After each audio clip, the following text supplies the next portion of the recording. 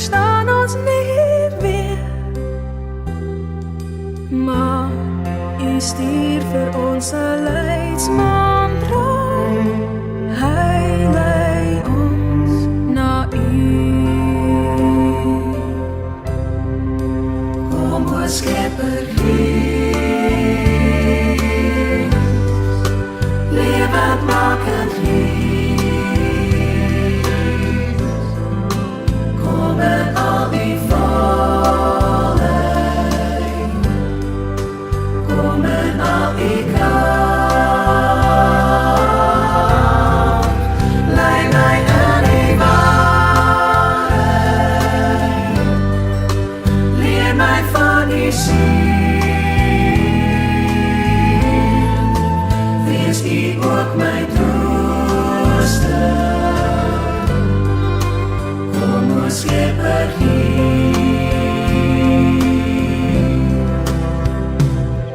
O Heer, ons staan voor U gebroken. As mens verstaan ons nie meer, maar U stuur vir ons 'n leidsmantra. Hy lei ons na U. Kom o Skepper Heer, lewendmakend Heer, kom in al die volheid, kom in al die kracht, lei my in die waarheid, leer my van die wees U ook my trooster. Kom o Skepper Heer, lei my in die waarheid, leer my van die wees U ook my trooster. Kom o Skepper Heer.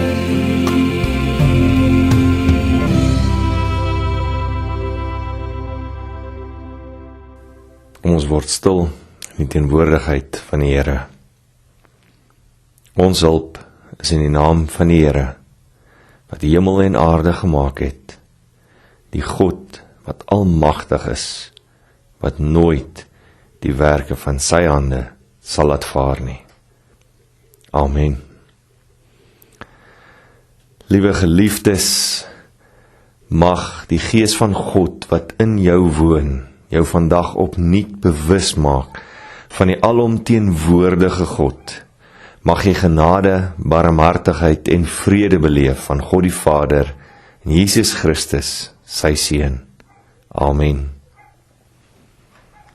Ons gaan een loflied vanoggend saam sing, tot eer van die Here, Vader, Seun en Heilige Gees.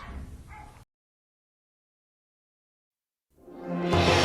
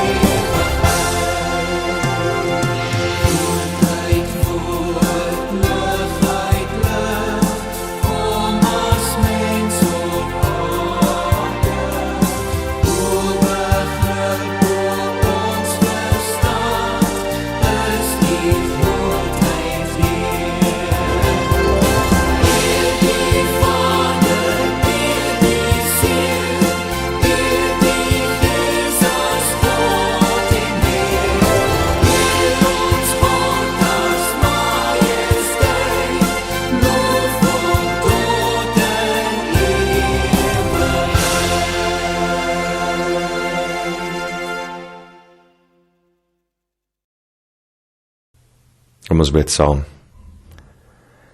Here, hoe wonderlik is dit dat ons U lof kan besing, dat ons op 'n Sondag soos vandag weer in U teenwoordigheid so kan wees. Ja, Here, ons is nie as gemeente saam in 'n kerkgebou om U te aanbid nie. Ons weet ook, Here, dat U Gees ons wel aan mekaar verbind. Dankie daarvoor. Dankie vir U Gees, dat ons so by mekaar kan wees, al is ons ook ver uit mekaar uit. Here, mag ons U alleen eer, so met hierdie erediens ook. Ja, ons het in hierdie laaste ruk moes leer om dinge heeltemal anders te doen. Ons moes leer om U te dien op nuwe maniere. Here, wil U alleen die lof en die eer ontvang. Wil U ook vandag en elke dag met elkeen van ons wees. Wil U vir ons in hierdie tyd uitkoms gee. Wil U ons land seën, ons ekonomie seën. Ja, Here, daar het alreeds so baie dinge gebeur, en ons kyk op die nuus en ons hoor by mense hoe hierdie virus besig is om amok te maak in die wêreld. Dankie dat ons kan weet, Here, U bly in beheer. U is die God in die krisis. U is die een wat vir ons hoop gee. En ons weet, Here, ons vertrou op U. Ons weet U sal vir ons uitkoms bring. Dankie daarvoor. Dankie dat ons kan uitsien na wanneer U vir ons die oplossing en die uitkoms bring. Ons loof U. Ons eer U. In Jesus se naam. Amen. In die week wat verby is, het ons maandag tot Vrydag elke dag gewandel in die woord in Romeine 12, soos wat ons verlede Sondag ook gemaak het, en natuurlik het ons Johannes 14 vers 16 tot 18 elke dag herhaal vir mekaar. Ons het gekyk na die riglyne van 'n goeie Christelike lewe en gesien hoe hierdie riglyne gelei deur die Heilige Gees ons help om 'n beter gemeenskap te wees. Hoe om 'n beter gemeenskap van gelowiges en alle mense natuurlik te kan wees. Verlede week het ek gesê dat ons vandag saam die nagmaal gaan gebruik, en ek sal aan die einde van hierdie diens die reëlings deurgee, en dit gaan so bietjie anders werk vandag. Maar vandag is Pinksterfees, wat veronderstel is om 'n wonderlike feesvierende dag te wees, is as gevolg van Grendeltyd net nog 'n Sondag, wat deur middel van 'n groot samekoms van gemeentes gevier moes word nou afsonderlik in huise, werksplekke, voertuie of waar ook al, maar net nog 'n gewone erediens. Nou ja, liewe mense, vandag wil ek vir julle weer eens sê, soos ek al hoeveel maal gesê het, iets wat meeste van ons al weet. Vandag is wat jy daarvan maak. Gaan jy toelaat dat die feit dat ons nie by mekaar is, nie by mekaar kan wees, 'n demper plaas op hierdie wonderlike viering? Gaan jy toelaat dat jou eie frustrasie, die frustrasie van ons tyd, die Gees verhinder om tot volle werking in jou toe kom? Net so terloops, ek glo in elk geval nie dat ons dit kan hinder nie. God is almagtig. Sy kerk sal nooit ten gronde gaan nie, want dit is sy kerk. Die Gees van God woon in elkeen van ons. Die Gees werk in ons. Die Gees werk deur ons. So mag jy vandag gelei deur die Gees van God 'n wonderbaarlike ontmoeting met die lewende Here hê. Mag die Gees jou beweeg en jou lewe opnuut heeltemal verander vandag. Weet julle, ons vier vandag Pinkster. Ons vier die uitstorting van die Heilige Gees. Dit is vir my nogal vreemd toe gereformeerde kerke slegs hierdie dag, vandag, eenmaal per jaar vier. Net eenmaal per jaar die lidmate van die kerk daaraan herinner. Het is asof ons net hierdie een dag per jaar die Heilige Gees ontvang en môre is die Gees weer weg. Dan moet ons mekaar weer volgende jaar eers herinner dat daar so iets is, soos hierdie Pinksterdag. Dit gaan meer oor die heerlike eet van sop en broodjies wat ons tydens Pinksterweek saam geniet, as wat het gaan oor die werk wat die Gees elke dag in ons doen, of veronderstel is om te doen.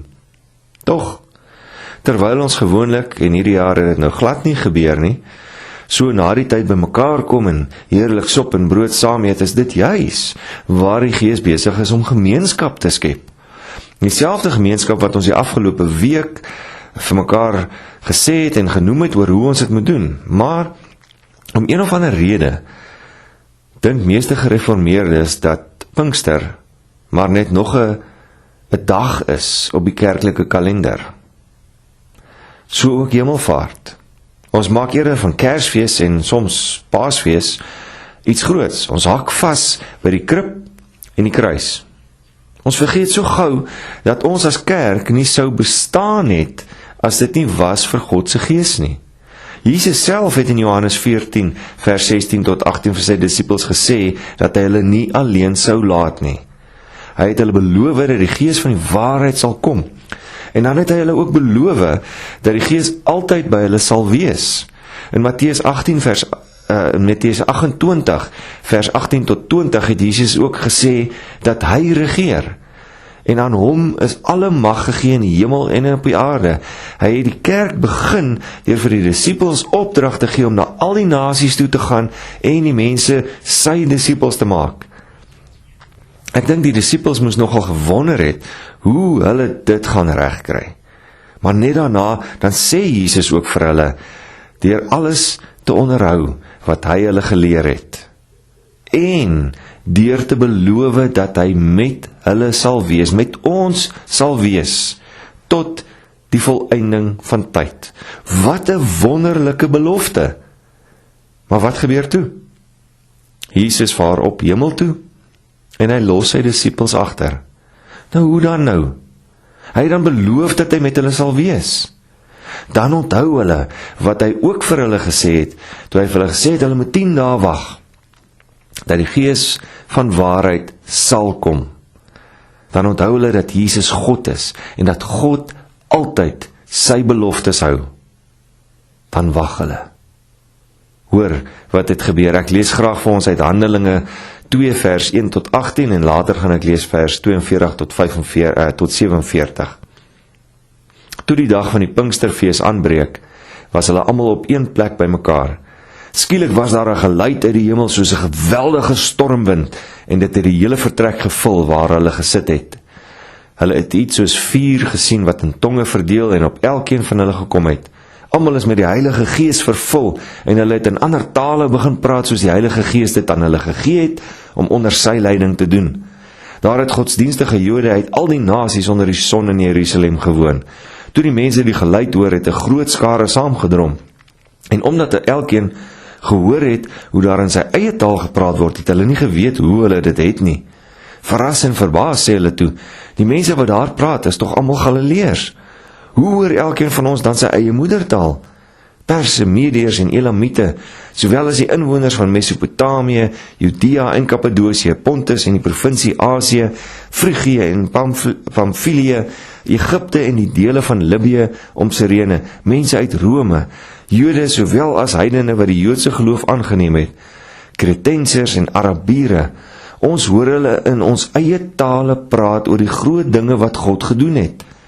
Hulle was almal verbaas en uit die veld geslaan. Party het vir mekaar gevra, wat kan dit tog beteken?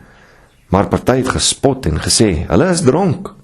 Toe staan Petrus saam met die 11 ander apostels op en onder leiding van die Heilige Gees spreek hy die mense toe. Jode en julle almal wat in Jerusalem woon, ek moet vir julle verduidelik wat gebeur het. Luister na wat ek gaan sê. Hierdie mense is nie dronk soos julle dink nie, want dit is nog maar 9 uur in die môre. Nee, hier gebeur wat God deur sy profeet Joël gesê het. So sal dit in die laaste dae wees, sê God. Ek sal my gees uitstort op alle mense. Julle seuns en julle dogters sal as profete optree. Julle jong mense sal gesigte sien. Julle ou mense sal drome droom. Ja, op my dienaars en my dienaresse sal ek in daardie dae my gees uitstort, en hulle sal as profete optree. En tot sover eers uit die woord van die Here. Het julle agtergekom dat ons in vers 1 reeds gelees het dat die mense op die Pinksterfees bymekaar was? Nou hoe is dit dan moontlik? Die Gees was nog nie uitgestort nie. Sien, daar kom juis die verwarring waarvan ek al vroeër gepraat het. Ons dink dat die woord Pinkster te maak het met die eenmalige ontvang of uitstorting van die Heilige Gees. Dat dit te maak het net met charismatiese kerke, nie gereformeerde kerke nie. O nee. Maar ons lees dat die disippels bymekaar was op die dag van die Pinksterfees. Sien, die Pinksterfees kom eintlik al van Moses se dae af. Pinkster of die Engels Pentecost kom van die Griekse woord Pentekoste, wat beteken 50ste. Op hierdie dag, 50 dae na Paasfees, het die Jode vir eeue al Shavuot gevier. Die fees van weke of die fees van die eerste graan. Op hierdie dag, 50 dae na Paasfees, was daar fees gevier om vir God te dank vir wat hy in Moses se tyd al reeds vir die Israeliete oor Paasfees gedoen het. Toe, nie terloops nie, maar soos Jesus beloof het, is die disippels bymekaar op hierdie dag en gebeur presies wat Jesus beloof het. Hulle ontvang die Heilige Gees. En toe hulle die Heilige Gees ontvang, word hulle toegerus om Jesus se opdrag uit te voer. En hulle kan die evangelie verkondig aan ander mense in tale wat hulle nog nooit van tevore kon praat nie. Hulle kan begin profeteer om mense te leer van God se wil. En natuurlik, een van die wonderlikste dinge is hulle besef dat Jesus wel by hulle is. By ons is vir altyd. Die res van Handelinge 2 vertel ons hoe wonderlik daardie dag verder was, hoe duisende mense tot geloof gekom het, tot bekering gekom het, hoe die kerk gegroei het. Dit deur die werk van die Heilige Gees, deur Jesus Christus wat ons nie alleen gelos het nie. In die res van Handelinge en in al die briewe wat Paulus, Petrus, Johannes, Jakobus en Judas geskryf het, sien ons dan ook hoe die werk van die Gees van God die kerk elke dag in stand gehou het, laat groei het, bemoedig het, hoop gegee het. Belangriker nog is hoe dit alles gebeur het, sodat die kerk, ons, toegerus word om dieselfde te doen in hierdie wêreld. Hoe wonderlik was daardie eerste gemeente wat gestig is op daardie Pinksterfees, op daardie dag. Hoe wonderlik was dit vir hulle, Handelinge 2 vers 42 tot 47. Hulle het hulle heelhartig toegelê op die leer van die apostels en die onderlinge verbondenheid, die gemeenskaplike maaltyd en die gebede. Die apostels het baie wonders verrig en tekens gedoen en dit het almal met diep ontzag vervul. Al die gelowiges was eensgesind en het alles met mekaar gedeel. Hulle het hulle grond en besittings verkoop en die geld aan almal uitgedeel volgens elkeen sy behoefte. Hulle het almal elke dag getrou by die tempel bymekaar gekom, van huis tot huis die gemeenskaplike maaltyd gehou, hulle kos met blydskap en in alle eenvoud geëet en God geprys. Die hele volk was hulle goedgesind en die Here het elke dag mense wat gered word by die gemeente gevoeg. Meeste gemeentes droom hiervan. Hulle wil so graag hê dat hulle ook sal groei, dat die getalle sal groei. Sien, ons hoor gewoonlik net daardie laaste ou sinnetjie van hoe mense by die gemeente gevoeg was. Ons is so gerig op oorlewing deesdae in gemeentes, dat ons die res van die prentjie heeltemal miskyk. Ons mis hoe hierdie mense hulle heel hartig toegelê het op die leer van die apostels. Met ander woorde, die leer van Jesus. Dit is tog wat Jesus hulle beveel het. Onthou Matteus 28? Ons mis hoe hulle eensgesind was, saam geëet het en saam gebid het, getrou by mekaar gekom het, met mekaar alles gedeel het, hoe hulle in blydskap en in alle eenvoud alles gedoen het, hoe hulle God geprys het. Ons mis hoe God elke dag mense wat gered word bygevoeg het. En daar dink ek nog heeltyd, ons moet mense oorreed om kerk toe te kom. Dis mos wat ons dink. Liewe mens, verstaan jy dat al hierdie dinge is presies soos wat Jesus dit wil hê? Dat al hierdie dinge sy werk is, dat sy Heilige Gees hierdie dinge doen, elke dag. Nie net vandag nie, elke dag. Dit is sy kerk. Maar hoe wonderlik is dit nie ook dat hy ons daarvoor gebruik nie. Ons is sy kerk. Nie die pragtige gebou wat daar buite staan nie.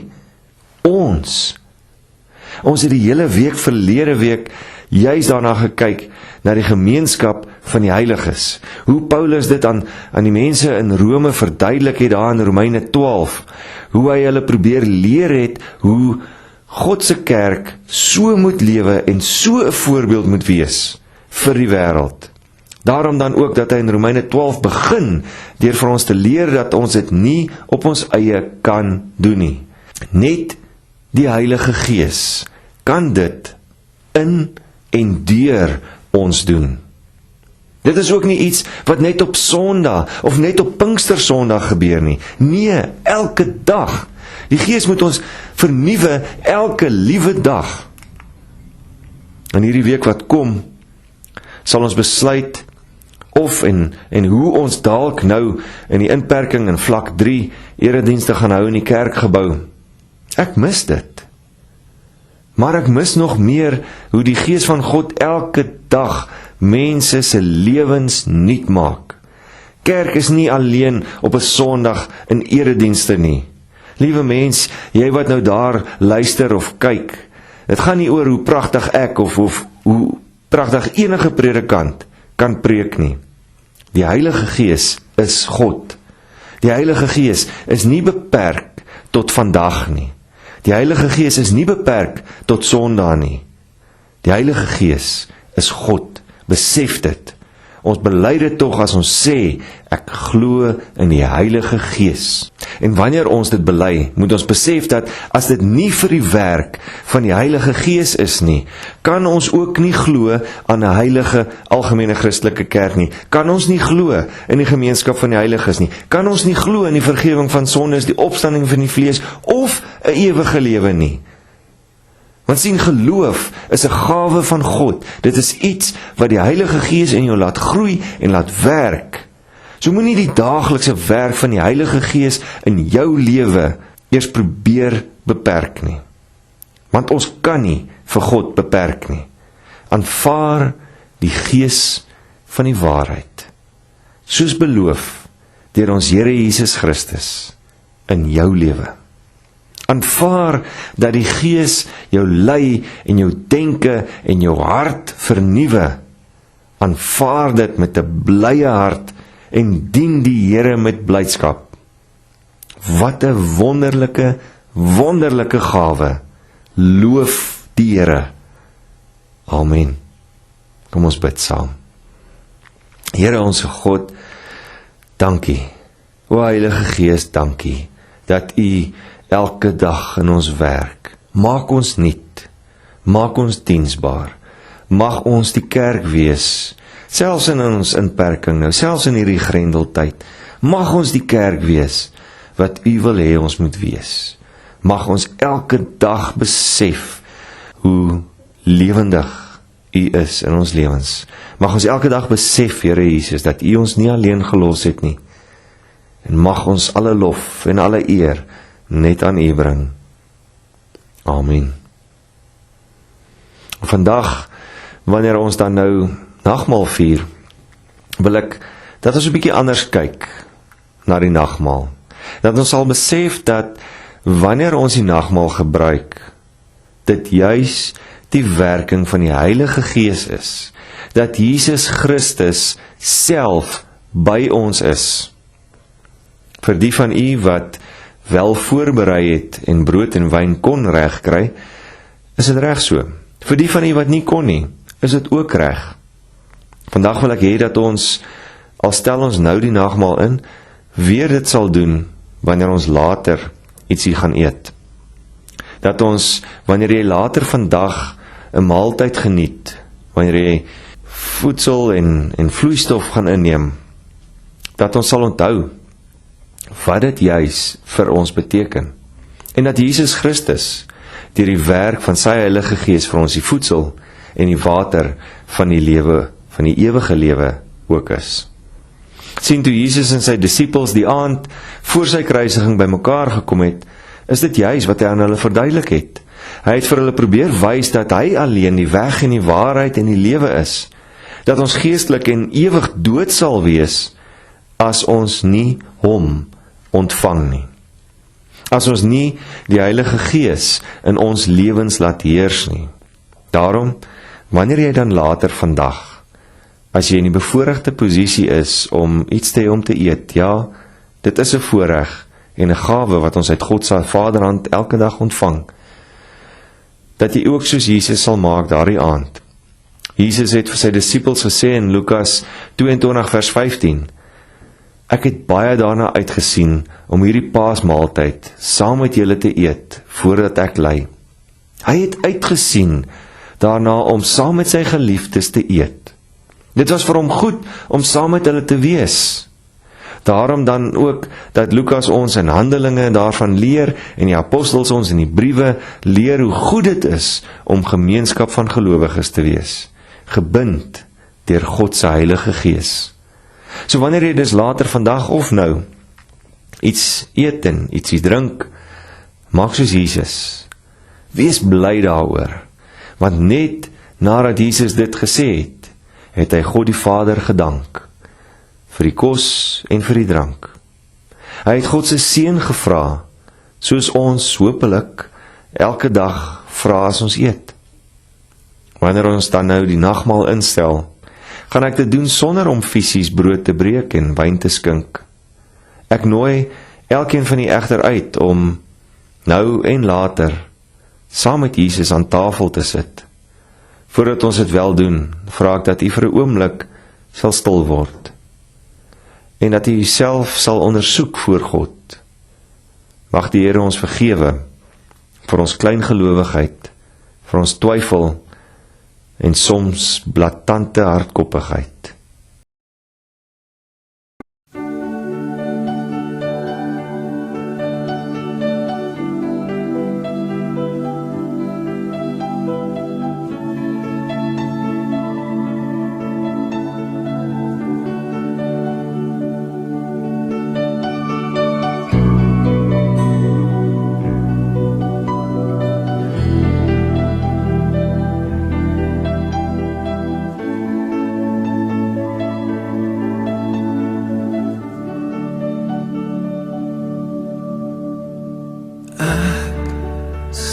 Skuldig voor u Heer,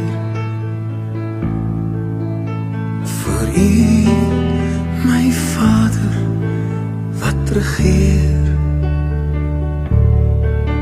Ek is nederig in my hart en my siel is so verward en my lewe is vuil voor u troon.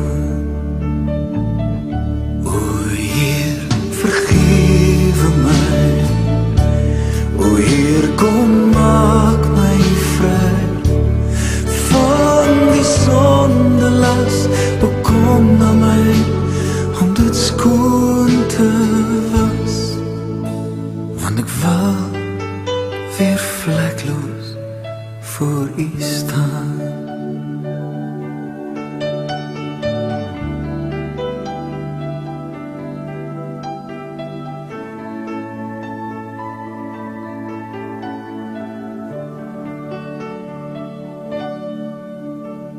die wyn en die brood wat ek nou neem,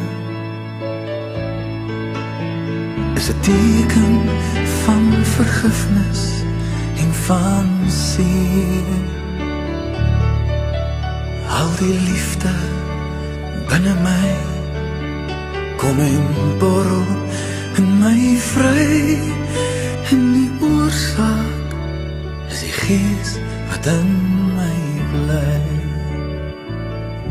O Heer, vergewe my.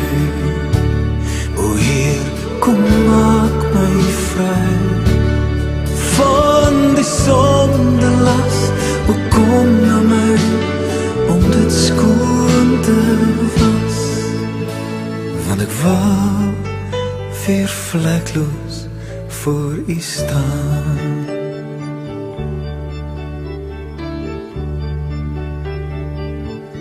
O Heer, vergewe my. O Heer, kom maak my vry van die sondelas. O kom na my om dit skoon te was. Vergewe my. O Heer, vergewe my. O Heer, kom maak my vry van die sondelas. O kom na my om dit skoon te was, want ek wou weer vlekloos voor U staan.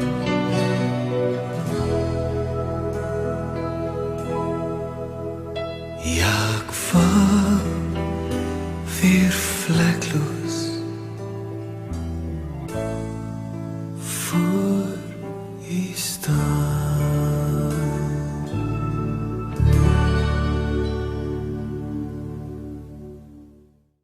Toe breek Jesus die brood, en hy deel dit aan sy disippels en ons uit, en sê, dit is my liggaam wat vir julle gegee word. Gebruik dit tot my gedagtenis. Daarna het hy die beker van danksegging geneem, het geskink en gesê, hierdie beker is die nuwe verbond, beseël deur my bloed, wat vir julle vergiet word. Besef dus, wanneer jy dalk nou brood en wyn geniet, of wanneer jy later saam met familie of alleen iets te ete en te drinke geniet, dat Jesus alles vir jou gedoen het. Herinner mekaar daaraan, soos ons dit ook nou doen. Sien uit daarna, dat ons hopelik binnekort dit weer saam sal kan doen as 'n gemeenskap van gelowiges. Loof die Here, prys sy naam.